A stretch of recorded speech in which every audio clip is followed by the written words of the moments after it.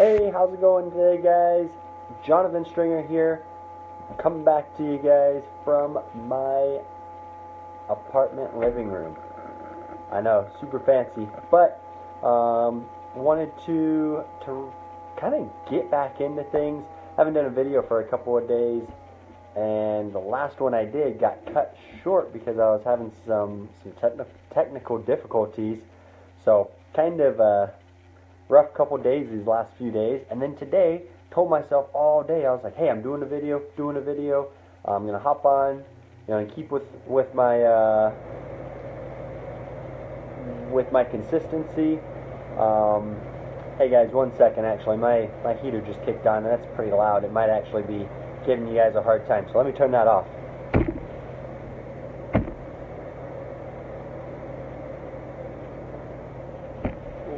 Alright, that should be shutting off here in just a moment. But anyways, I told myself all day I was going to be doing a video, and then I got sucked into watching I have a training that I'm going through right now, just in marketing and branding and things like that, and I started watching it. Before I knew it, it was way after 8 o'clock, and I was like, oh my gosh, I haven't done my video. And that's kind of the first thing I wanted to mention tonight. My video today is actually going to be a redo or a finishing video of my video from Friday, Dream for Your Life. But today, I also wanted to mention the fact that no matter what you're doing in your life, especially when you have a dream, you're chasing something, anything will jump in the way to try to distract you, to try to get in your way. And don't let yourself get stuck in what I want to call the pee-pee land. Okay? The personal progress, or the... Oh, geez, I just had a couple other words right there, right on the tip of my tongue that meshed with it a lot better. But essentially, where you get so caught up in what's the next thing I need to learn, what's the next thing I need to learn, and you're constantly, just perpetually... perpetual progression could be PP there. Like, it's just constant. You can't get out of it. You can't escape. You learn one thing and you say, oh my gosh, that was great, that's going to affect my success really well. And then the next day you find something else. You're like, oh, I got to learn this before I can be successful. So you go on to learn that, and it starts to become a continuous habit. And it doesn't matter what your goal is, but you can get caught in that habit and you will never get anywhere, because you just let yourself be led down this path of just constant education, which is good, but with never any action, never any experimentation on what you're learning. So guys, that's my first word of advice tonight. Just don't let yourself get caught up in that. It's definitely good to learn. I am not knocking on learning. Go out there, learn everything you can, but implement. That's the most important aspect of anything that you can learn. So, going back on, I don't know if any of you guys saw my video from Friday, Dreaming for Your Life. Really, so many people think that dreaming is dead nowadays. You try to talk to them, hey, have you ever thought about doing this? You ever thought about that? And they're like, yeah, it's probably not going to happen. I can't do it. Or, well, my father couldn't do it. His father couldn't do it. On my mom's side, they just couldn't do it, so I can't do it. What makes me think that I can do it? You hear this a lot of times. People, they talk about wanting to lose weight, and they always fall back on well, it runs in my family. Or, the flip side of it, you talk to somebody, maybe they've expressed interest in wanting to start their own business, or they talk about how they can't stand their job, and you're like, well, you could always start your own business. You're really good at this, or that. Why don't you go into doing that? And they say, yeah, you know what? Nobody in my family's ever done that. None of my friends have ever done that, so I don't think I could do it. And they let their dreams get squashed. They let them get just really suppressed. And it's not a pretty sight to watch somebody who has so much potential, so much going for them, sit there and give it all up because of what the world has told them. I don't know if you guys have noticed, but everything continues to get more and more negative. Last year, how many of you just got sick and tired of hearing about how bad 2016 was last year? I mean, the month of December, all I heard, all my whole news feed from certain individuals, my whole go to work, everybody just, yeah, the 2006 year, worst year ever. I can't wait for the year to be over. And the thing is, like they're labeling it like the year was bad, and the year wasn't bad. They were allowing themselves. There was a few negative things that happened throughout the year. There's negative stuff that happens every day, but they were letting it get down, or let it get them down over and over. They, an actor, a famous actor, actress dies, and I understand like that. Some people grow up watching somebody on TV. They play in their movies. They play favorite parts and everything. But there's a certain point where you can't let it affect your life. You hear an event on the news. How many of you guys watch the news? You get up in the morning, flip on the news, first thing, you're hearing about the terrorist attacks that happened overseas. You're hearing about how, president this or ex-president that or left this, right that, all these bickering and arguing and negative things. I can guarantee if that's how you start your day doesn't get better from there. You might be a little bit more excited at certain areas of the day. You might have small little peaks, but I guarantee your day starts out here, okay, kind of neutral. You turn on the news, it goes down here, because all that is just negative feedback, from everything going on in the world, and then you're just here. Yeah, you might, Susie brought donuts for breakfast to the office. Oh, awesome. Oh, work sucks, and then you're going to keep going.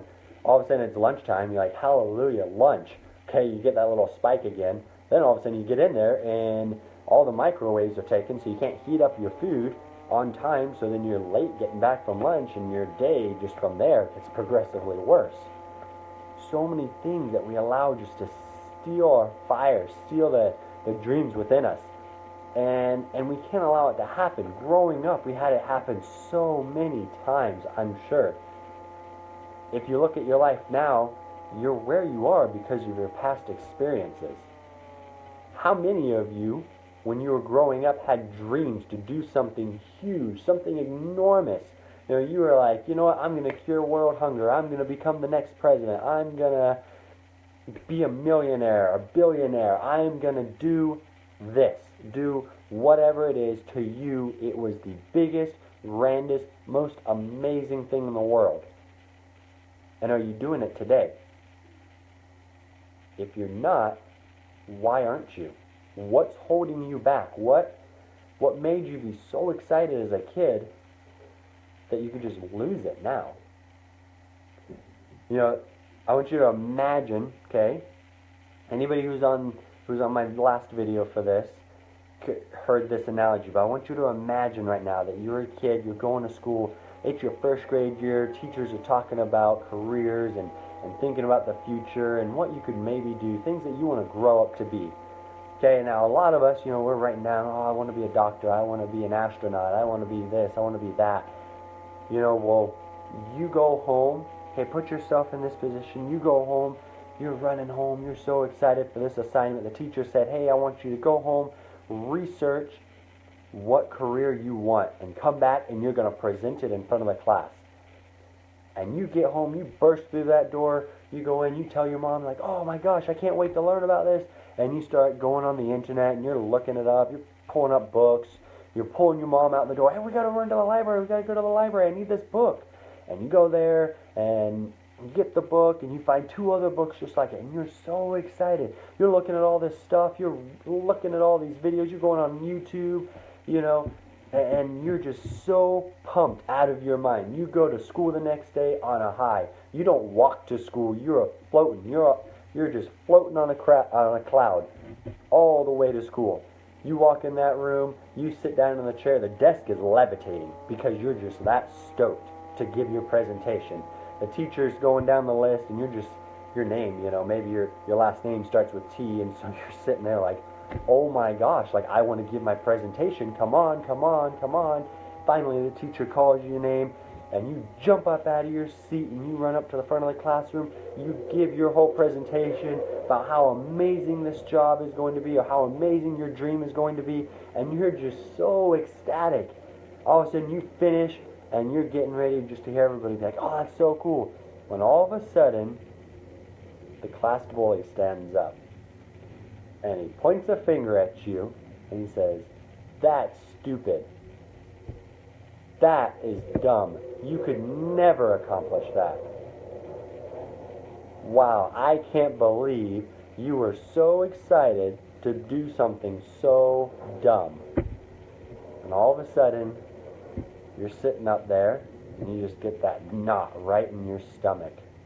And you're queasy. And everybody else in the classroom starts to laugh at you, and they're pointing fingers, and they're like, yeah, how could you do that? You're not that smart. You're not that good. And your teacher, she quiets them down. She's like, hey, don't do that, don't do that. And she's trying to be nice, and she says, hey, you know what? Sometimes dreams don't come true, but there's a possibility. And you're sitting there and you're like, well, that's not very supportive. I don't feel very excited about my dream anymore. So you can't wait for school to end. All of a sudden you go home, you race home again, but this time it's not because you're excited. It's because you're on the verge of tears. You're wanting to cry. You burst through that door again, and your mom says, hey, honey, how was it? And you just run up and you give her the biggest hug, and you say, it was terrible. I never want to do that again. And she says, well, why? And you tell her about the experience. You tell her how horrifying it was, how humiliating it was, and she sits there, and your mom's trying to be nice. She's trying to be supportive, but she doesn't want to hurt you either. And so she says, you know what, honey? Sometimes things don't go the way that we planned, but it's okay. Life ends up working out somehow. And you just sit there and you're like, oh, maybe my dream was silly. My mom doesn't even think that it could happen all the time. She doesn't think that I'll for sure be able to have my dream. And so you start to doubt yourself a little bit. Fast forward, now you're in high school. You're playing basketball, okay? It's the middle of a game. The crowd is pumped up. Everybody's wild. They're going crazy. It's a fast break. You're going down. There's one defender down there between you and the goal and the hoop. All of a sudden, you fake right, go left. You do a 360 spin, and you're dunking it. Okay, it is insane. The crowd is on their feet, going wild, and you're just pumped. Your teammates are giving you high fives as you're going back down. You're getting set up for defense, and you're just on fire that game. And your coach told you beforehand that there are college coaches that were supposed to be showing up to this game to see you play, and you're out of your mind right now because you're so pumped up and you're playing so well. Well, the game gets over, you guys win, you're going back to the locker room, all your buddies and everything, you guys are having a great time, you're excited about how well you played, talking about how, I hope, the coach from Notre Dame was here. I hope the coach from Kentucky or Florida or Miami or, whatever school that you want to play for. You're just like, oh, man, I hope that coach was there. And you're stoked, you're excited, you're pumped up. You leave, you go and you talk to your dad, and your dad's sitting there and he says, you start telling him all of this, and you start telling him how excited you are. And your dad said, that's awesome, that's so awesome, son. Well, hey, I just want to say something. Make sure you're focusing on your grades. Because it's only like less than 1% of all high school athletes that get to go on and play college in their sport. And I don't want you to miss out because you don't get the good grades, you don't get good enough grades, and you don't get your scholarship. And he says, don't get your hopes up, okay? And you sit there and you look at your dad and you're like, wait, I just had the best game ever. I had the best game of my life. I was pumped. But all of a sudden, you just feel like you didn't even play that good that game. You feel like your dreams were just squashed. And you're kind of like, oh, okay. You know, don't get my hopes up. I guess, like, that's what everybody's been telling me my whole life. You know, back when I wanted to have that really cool dream in first grade, and the bully stood up and he laughed at me. You know, that's basically what everybody told me then. I remember this one time when I was in middle school, and I wanted to go, and there's this really cute girl. You know, her name was Susie Lou, and I wanted to go ask her out. And I was going, and I told my friend, I was like, oh my gosh, you know Susie Lou, the cutest girl in school? Well, I'm going to go ask her out. I'm going to ask her out. We're going to go out for ice cream.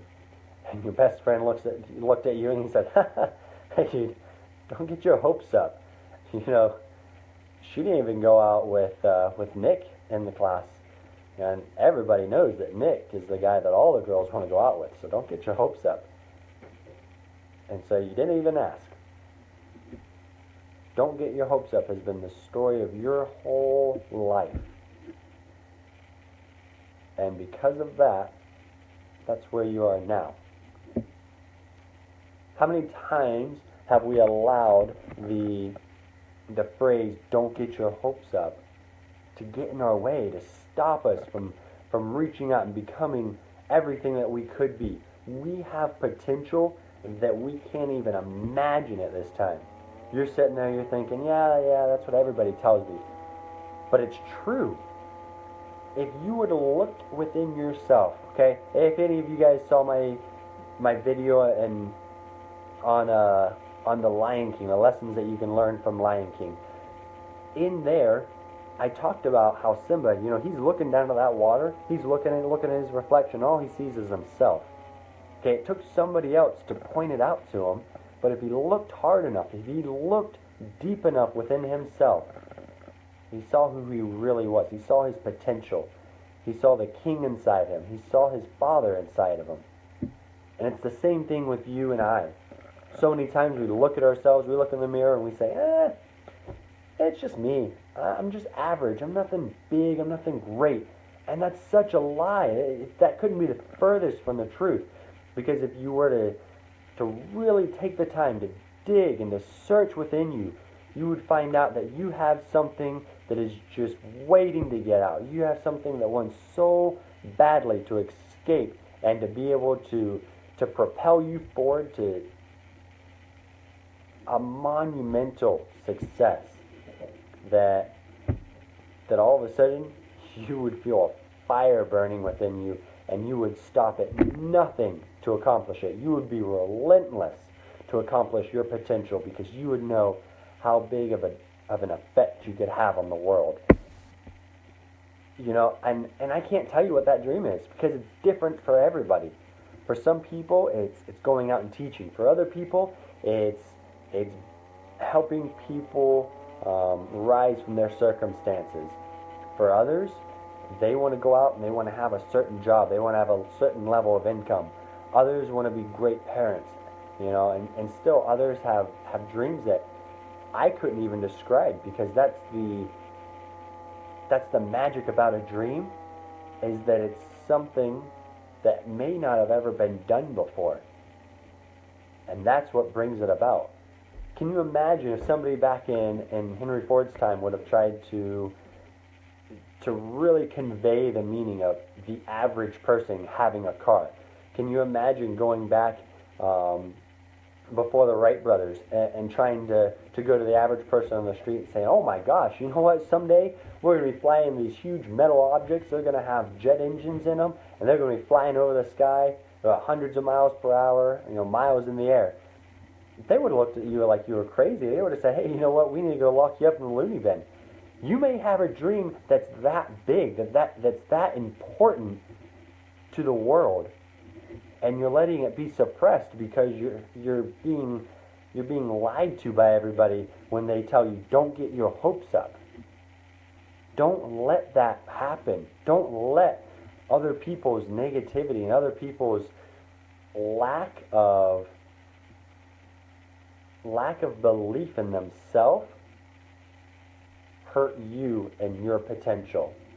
You know, if you're ever worried about, you know, what you can accomplish, just think about who may be watching.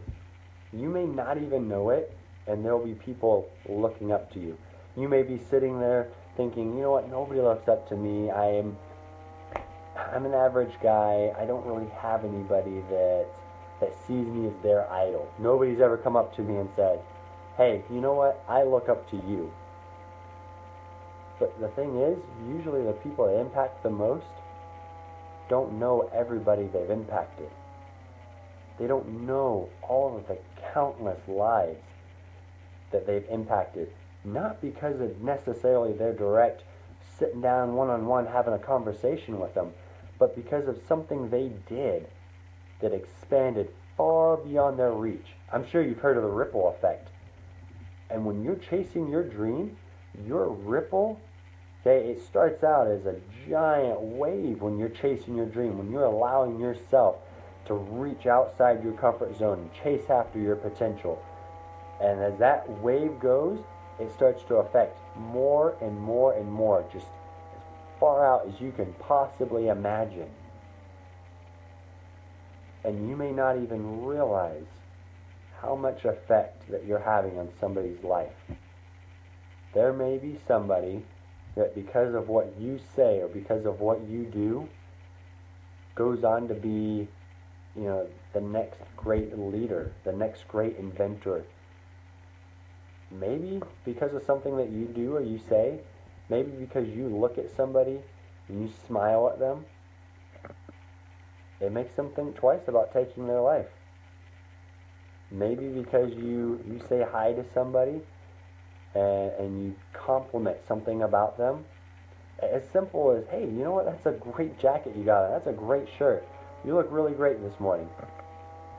Their confidence level just boosted, which causes a compound effect over the rest of their lives.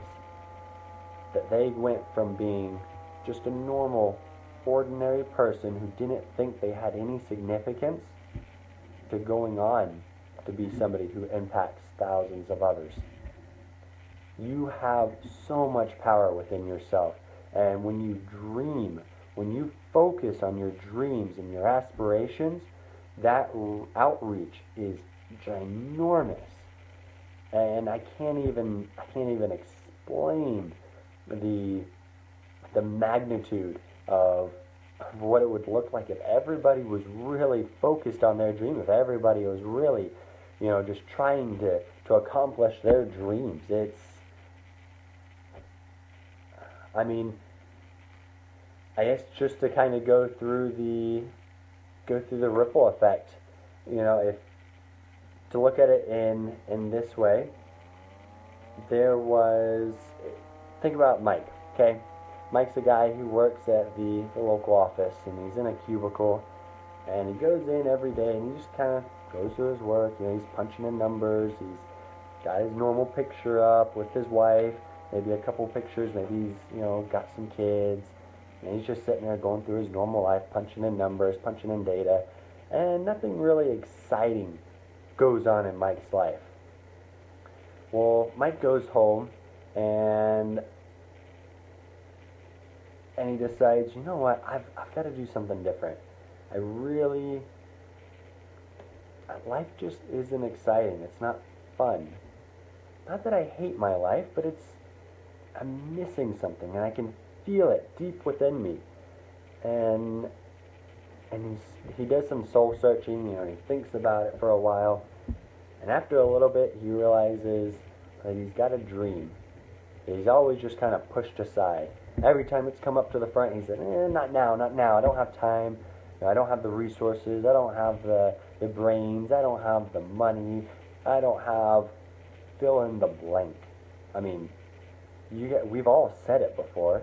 You've said it. I've said it. Everybody at one point or another has said, I don't have thee to accomplish my dream. Well, this is Mike, and he says it over and over. Finally, he decides, I'm going to do it. I am going to do it. He goes in the next day. He is pumped. He is psyched. He's going into work. He's actually whistling, and everybody's kind of like, well, that's kind of weird.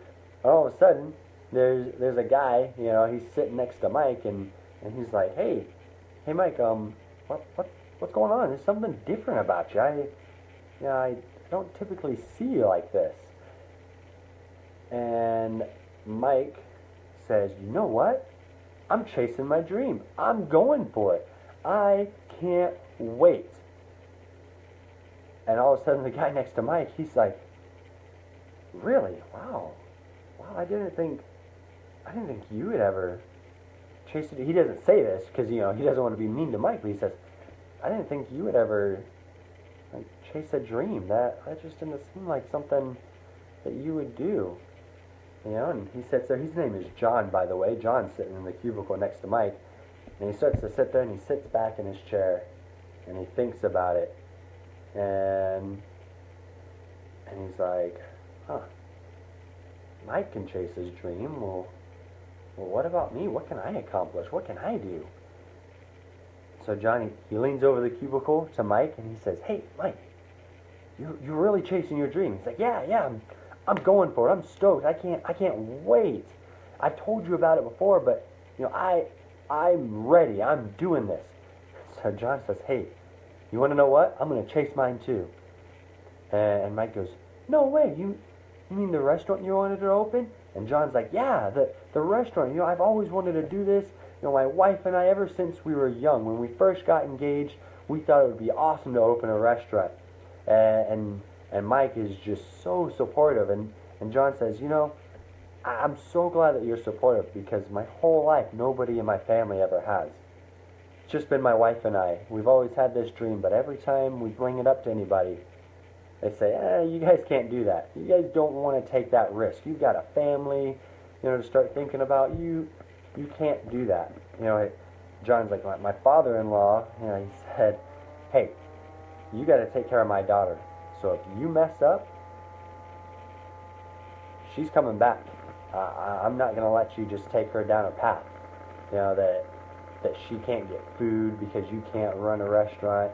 I'm not going to let you, not be able to support her. If she gets sick, she's got to be able to go to the doctor. You got to have insurance for her. And you know what? You should be planning long term. Get a retirement for her. Come on. You can't start this restaurant. That's a really dumb idea. And John says, yeah, it always made me think twice. But if you can do it, if you're that fired up, I'm going to do it too. And Mike and John, they're just stoked. They're like, yeah, hey, you know what? We'll be buds. We'll keep each other, pumped up and ready to go. When you're down, I'll lift you up. And when I'm down, you'll lift me up. And they're like, yeah, that sounds like a great plan. Well, John goes home and he tells his wife all about this. And his wife is ecstatic. She's like, no way, we're going to do it? And he's like, yeah, like I know we can. Mike's chasing his dream. He's pumped up. I know that it can be something we can do too. And so they sit down and they start mapping out everything. They got papers all over the kitchen table. Sorry guys, one sec. They got papers all over the kitchen table, and they're just excited. They're writing down numbers, or trying to find buildings that they could lease out for the restaurant. And they're figuring out what their menu would look like, everything that goes into owning a restaurant. And all of a sudden, their daughter walks in. She's 16 years old, and she walks in and she's like, Mom, Dad, what are you guys doing? And they're like, you remember that restaurant that we always wanted to open up? And she's like, yeah, I remember that. Well, we're going to do it. We're going for it. And she's like, no way. I thought you guys didn't want to do that. I thought it was too big of a risk.